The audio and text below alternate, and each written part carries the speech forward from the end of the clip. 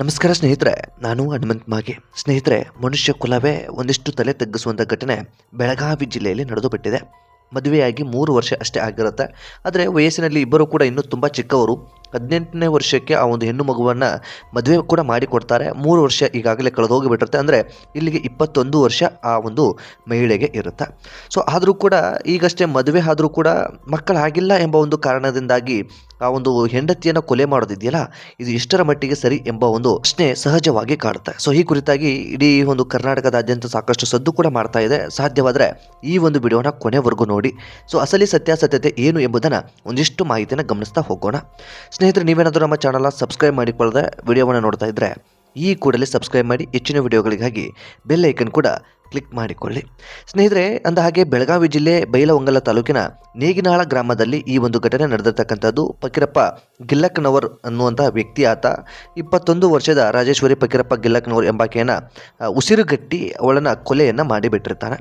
ಅದಾದ ಬಳಿಕ ಪೋಷಕರಿಗೆ ಫೋನ್ ಮಾಡಿ ಹೇಳ್ತಾರೆ, ಯಾಕೋ ನಿಮ್ಮ ಮಗಳು ಹೆದ್ದೇಳ್ತಾ ಇಲ್ಲ, ಹೃದಯಾಘಾತ ಆಗಿದೆ ಅಂತ ಕಾಣಿಸುತ್ತೆ, ಬಂದು ಬಿಡಿ ಅಂತ ಹೇಳಿಬಿಡ್ತಾರೆ. ರಾತ್ರಿ ಸಮಯ ಅದು, ರಾತ್ರಿ ಬರೋದಕ್ಕೆ ಆಗೋದಿಲ್ಲ ಅವರಿಗೆ. ಆಗ ನೆಕ್ಸ್ಟ್ ಮುಂಜಾನೆ ಬರೋದಕ್ಕೆ ಪ್ರಯತ್ನ ಪಡ್ತಾರೆ. ಮುಂಜಾನೆ ಬರ್ತಾರೆ. ಆ ಒಂದು ಹೆಣ್ಣು ಮಗಳು ಎಲ್ಲಿದ್ದಾಳೆ ಅಂತ ಹೋಗಿ ನೋಡ್ತಾರೆ. ಬೆಡ್ರೂಮಲ್ಲಿ ಮಲಗಿರ್ತಾಳೆ. ಆಗ ಕತ್ತಲ್ಲಿ ಒಂದಿಷ್ಟು ಗಾಯ ಅಂಥದ್ದೆಲ್ಲವೂ ಕೂಡ ಆಗಿರುತ್ತೆ ಮತ್ತು ಒಂದಿಷ್ಟು ಊತಿರುವ ರೀತಿಯಲ್ಲಿ ಪೋಷಕರಿಗೆ ಗೊತ್ತಾಗಿಬಿಡುತ್ತೆ. ಅದಾದ ಬಳಿಕ ಏನು ಈಗೆಲ್ಲ ಆಗಿದೆ, ಇದು ಹೃದಯಾಘಾತ ಆಗಿರೋದಿಲ್ಲ, ಬದಲಿಗೆ ನೀವೇ ಕೊಲೆ ಮಾಡಿದ್ದೀರಿ ಅನ್ನೋ ಒಂದಿಷ್ಟು ಅನುಮಾನ ಬರುತ್ತೆ. ಆಗ ಪೋಷಕರು ಕೂಡ, ಅಂದರೆ ಈ ಒಂದು ಹೆಣ್ಣಿನ ಪೋಷಕರು ಗಂಡಿನವರಿಗೆ ಕೇಳ್ತಾರೆ. ಆಗ ಕೂತ್ಕೊಂಡು ಮಾತನಾಡೋಣ ಅನ್ನೋದಕ್ಕೆ ಅವರು ಮುಂದಾಗ್ತಾರೆ.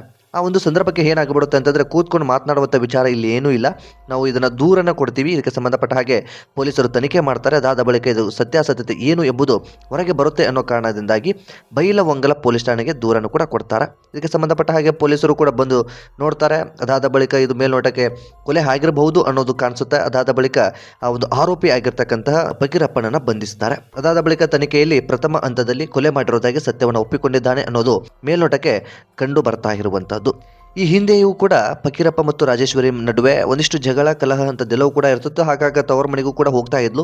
ಕಳೆದ 8 ದಿನಗಳ ಹಿಂದಷ್ಟೇ ಫಕೀರಪ್ಪ ಮತ್ತೆ ಅವಳನ್ನು ಕರ್ಕೊಂಡು ಬಂದಿರ್ತಾನೆ. ಹೆಣ್ಣಿನ ಮನೆಗೆ ಹೋಗಿ ತಪ್ಪಾಗಿದೆ ಹಾಗೆ ಅಂತ ಒಂದಿಷ್ಟು ಹೇಳಿರ್ತಾನೆ. ಸೊ ಸಹಜವಾಗಿ ಈ ಒಂದು ಎಲ್ಲರೂ ಕೂಡ ಏನು ಅಂದ್ಕೊಳ್ತಾರೆ, ಏನೋ ಒಂದಿಷ್ಟು ಸಮಸ್ಯೆಗಳಾಗಿರುತ್ತೆ, ಗಂಡ ಹೆಂಡತಿ ಜಗಳ ಇರುತ್ತೆ, ಅದನ್ನೇ ದೊಡ್ಡದು ಮಾಡಿಬಿಟ್ರೆ ಕಷ್ಟ ಆಗಿಬಿಡುತ್ತೆ, ಏನೋ ಹೊಂದಾಣಿಕೆ ಮಾಡಿಕೊಂಡು ಜೀವನವನ್ನು ಮಾಡ್ಕೊಂಡು ಹೋಗಲಿ ಅನ್ನೋ ಕಾರಣಕ್ಕೆ ಈ ಒಂದು ಹೆಣ್ಣಿನ ಕಡೆಯವರು ಮತ್ತೆ ಗಂಡನ ಜೊತೆಗೆ ಕಳಿಸಿಕೊಡ್ತಾರೆ. ಅವರಿಗೂ ಕೂಡ ಗೊತ್ತಿರಲಿಲ್ಲ ಅಂತ ಕಾಣಿಸುತ್ತೆ. ಸಹಜವಾಗಿ ಜಗಳ ಆಗ್ತಾ ಇರುತ್ತೆ, ಹೋಗ್ತಾ ಇರುತ್ತೆ. ಎಲ್ಲವನ್ನು ಕೂಡ ದೊಡ್ಡದಾಗಿ ಮಾಡಿಬಿಟ್ರೆ ಮಗಳ ಜೀವನವೂ ಕೂಡ ಹಾಳಾಗ್ಬಿಡುತ್ತೆ ಅನ್ನೋ ಕಾರಣಕ್ಕೆ ಗಂಡನ ಜೊತೆಗೆ ಕಳಿಸಿಕೊಟ್ಟು ಬಿಡ್ತಾರೆ.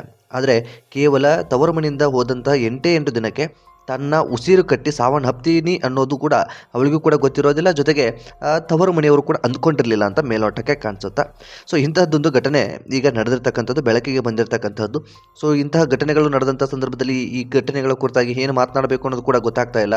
ಗಂಡ ಹೆಂಡತಿ ಅಥವಾ ಹೆಂಡತಿ ಗಂಡನನ್ನು ಕೊಲೆ ಮಾಡುವಂಥ ಪ್ರಕರಣಗಳೇ ಹೆಚ್ಚಾಗಿ ಬಿಡ್ತಾ ಇದ್ದಾವೆ.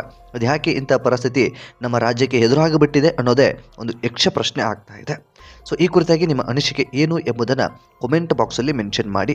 ಆದಷ್ಟು ಈ ವಿಡಿಯೋನ ನಿಮ್ಮ ಫ್ರೆಂಡ್ಸ್ ಹಾಗೂ ಫ್ಯಾಮಿಲಿಗೂ ಕೂಡ ಶೇರ್ ಮಾಡಿ. ಮತ್ತು ಮುಂದಿನ ವಿಡಿಯೋದಲ್ಲಿ ಸಿಗೋಣ. ನಮಸ್ಕಾರ.